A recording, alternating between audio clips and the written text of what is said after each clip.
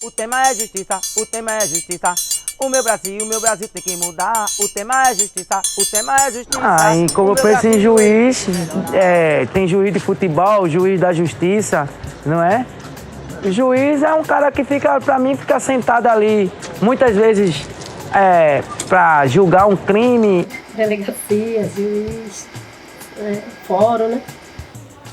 Poder Judiciário, eu acho que é aquele que tem que vir e ajudar quem está precisando. Mas, na verdade, o Judiciário tem uma finalidade especial, que é atender todos os cidadãos, sejam eles menores de idade, maiores de idade, crianças, portadores de necessidades especiais. Necessariamente, como regra, é necessário um advogado. E para aqueles que não podem custear um advogado, ou numa linguagem mais fácil, pagar um advogado, é garantido o acesso à defensoria pública. É através dos defensores públicos ou dos advogados que qualquer cidadão pode levar um conflito que está vivendo ou que está prestes a viver e pode levar para o judiciário para receber uma solução no seu caso. O juiz vai apurar aquele fato. Ele vai interrogar pessoas, ele vai ouvir a vítima, se for um caso que não foi de morte. Ele vai ouvir as testemunhas todas que foram apresentadas para ele entender o que aconteceu e depois ele então aplicar a pena, no caso de ser um crime. São coisas diferentes, tá certo? Polícia é um profissional, um ser humano profissional que se preparou para desempenhar uma função em proteger a sociedade.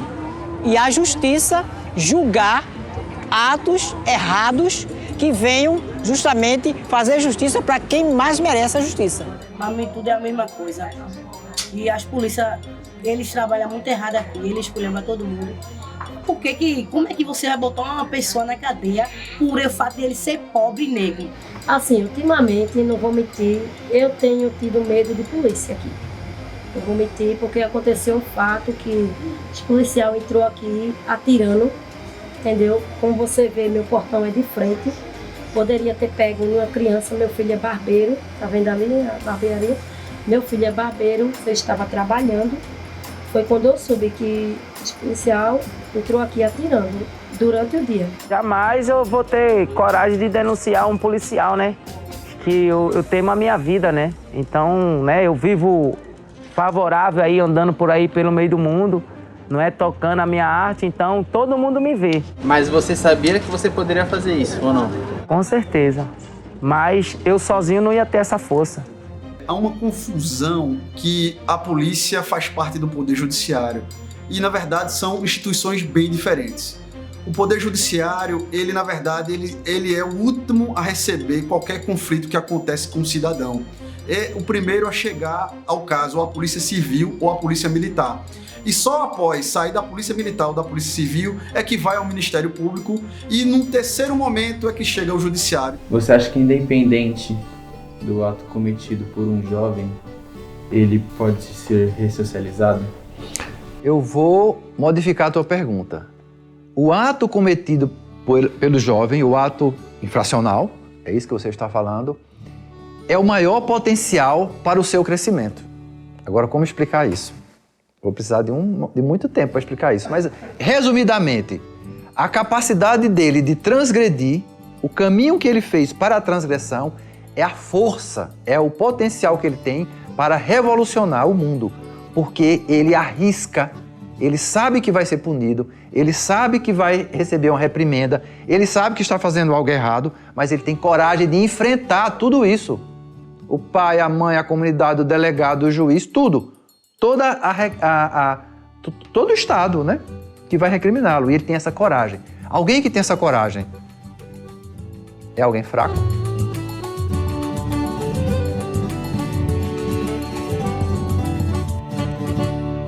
E eu tive a experiência de sofrer preconceito no Brasil com a própria justiça. Que nem uma vez eu fui numa delegacia, fui tirar um boletim de ocorrência, o policial que estava lá, ele falou que eu fosse cortar meu cabelo para entrar na delegacia dele. Só ia entrar de cabelo cortado. O que é que tem o meu cabelo? Eu precisei sim, teve um momento que aconteceu uma situação aí comigo, que eu tive que pagar 6 meses de cesta básica, uma creche, por causa de discussão de vizinho. Aí o que aconteceu? Eu disse a ela que não tinha condições de pagar a cesta básica. Aí a juíza determinou que eu desse 6 meses de R$20 de cueca, R$20 de calcinhas para uma creche. Aí tudo bem, né? Aí eu dei 4 meses. Quando chegou no 5º mês, que é 6 vezes que ela mandou eu dar. Aí quando chegou no 5º mês, que era para mim dar, aí estava perto de ano, meu marido desempregado, né? E eu só tenho Bolsa Família. Cheguei para ela e disse a ela que não iria pagar mais as 2 parcelas. Aí ela pegou e disse mesmo assim: você está ciente das consequências que, vendo você chegando aqui falando que não vai pagar, uma ordem judicial para você pagar, você está ciente do que vai acontecer? Eu disse sim, estou ciente que eu corro o risco de ser presa, mas se for para ser presa e não pagar esse dinheiro, comprar roupa e sapato dos meus filhos, eu prefiro ser presa. Na mesma hora ela rasgou, depois tirou meu nome de lá. Antes de rasgar, ela disse: isso aqui encerra aqui, você não vai ser mais obrigada a pagar nada, eu estou vendo seu desespero. E parabéns, porque isso é um ato de mãe, assim, de verdade. Eu nunca vi uma coisa dessa acontecer. Mas com uma condição: já que na sua casa não tem muro, mure a sua casa, tá certo? Você vai prometer isso pra mim? Eu disse: prometo. Aí eu fiz meu muro, pronto, até hoje. A Casa de Justiça e Cidadania, eu acho que o principal objetivo dela é a pacificação, porque através da Casa de Justiça há um favorecimento com relação à comunicação. No momento que as pessoas vêm aqui com algum problema, com algum conflito, e a gente consegue sentar, conversar, né? E possibilitar que as pessoas possam, por elas mesmas, chegar a um acordo, a um consenso. Eu acho que a gente, enquanto Casa de Justiça, favorece e somos favorecidos também, porque o aprendizado aqui é imenso. Nós temos aqui 2 Brasis. O Brasil dos ricos e o Brasil dos pobres. Pobres aqueles que não tiveram direito a uma escola de dignidade, de conhecer seus direitos, de ler, ser alfabetizado, uma alimentação de qualidade. Essa visão de que a justiça é para ricos não é verdade. Eu vou dar um dado muito fácil de compreender. Nós temos mais de 90 milhões de processos no Brasil. Mais de 92%, ou seja, 92 processos de cada 100 envolvem pessoas que não têm condições de pagar advogados, custas processuais e são agraciadas, têm o direito de exercer o seu direito a partir da chamada justiça gratuita. Ou seja, 92 processos de cada 100 que entram no judiciário são alcançadas pela justiça gratuita. É uma prova de que a justiça alcança quase integralmente aqueles que mais precisam.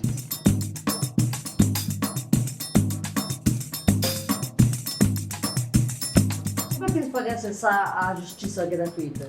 Simples, é procurar ou a Defensoria Pública ou algum advogado que alegue que ela não tem condições de pagar custas ou uma perícia ou qualquer despesa processual, mostrando simples que o que ela recebe no dia ou no mês apenas serve ou dá condições de bancar o seu sustento ou o sustento da sua família. Se você tivesse um problema hoje, você saberia onde procurar a justiça?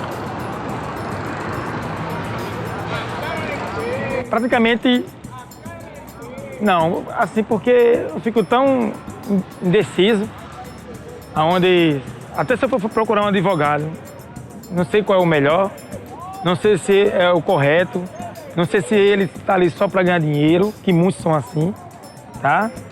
Só visa o dinheiro, mas a solução às vezes não é resolvida. Eles vão defender a gente, né? Que não tem dinheiro para pagar um advogado. Eles vêm e procuram saber o que é que aconteceu e tudo. Procura saber se a gente tá falando a verdade, se tá falando a mentira. A Defensoria Pública é para ajudar a gente, né? Às vezes as pessoas acham que porque elas não têm condições materiais, né, de assim, contratar, procurar um advogado para defender os seus direitos, ela então estaria completamente desprotegida. Isso não acontece. Para isso, existe o Estado que dá essa condição para as pessoas. E como é que ele dá essa condição? Através de advogados públicos, que são os chamados defensores públicos e defensoras públicas.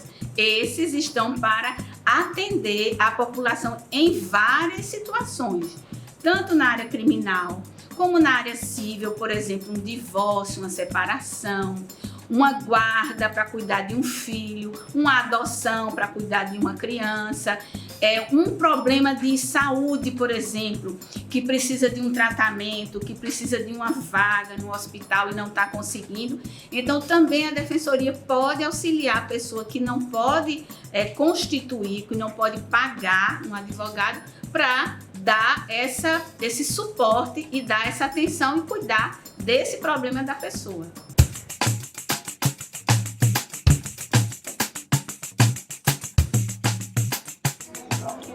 Nem sei como eu não entendo muito essas coisas, entendeu? Não sei ler, não sei escrever, não entendo.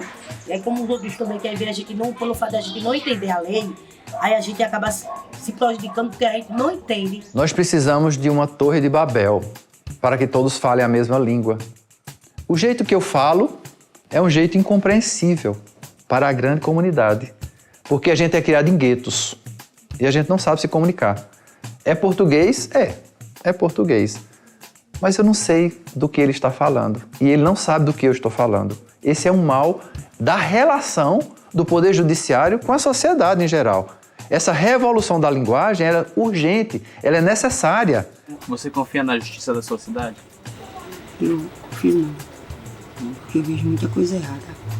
Eu sinto a dor das outras mães, vejo a morte daquela menina que faz 6 anos que também não foi resolvida ainda. Então, quer dizer, quando morre um filho, cada mãe perde um pouquinho.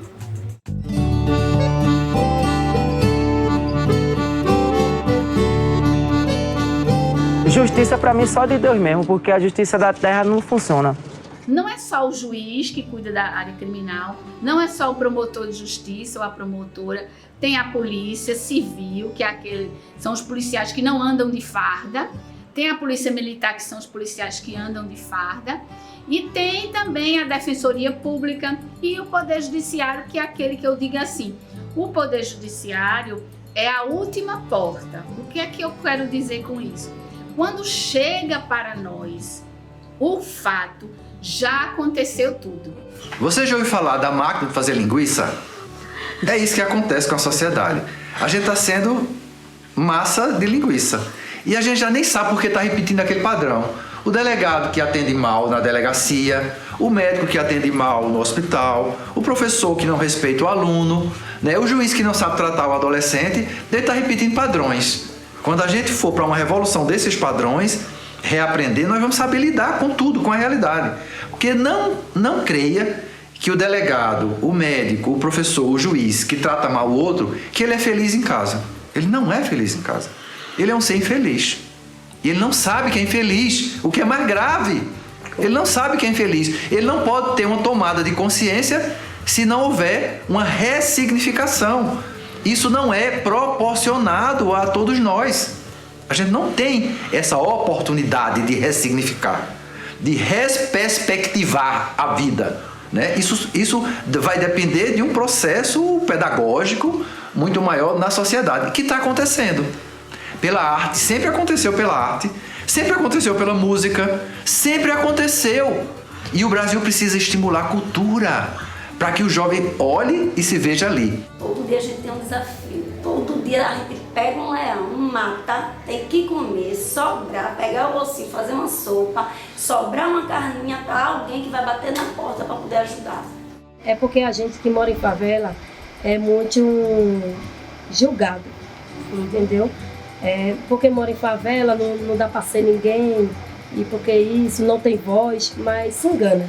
E a gente que mora em favela assim, tem voz sim, basta saber.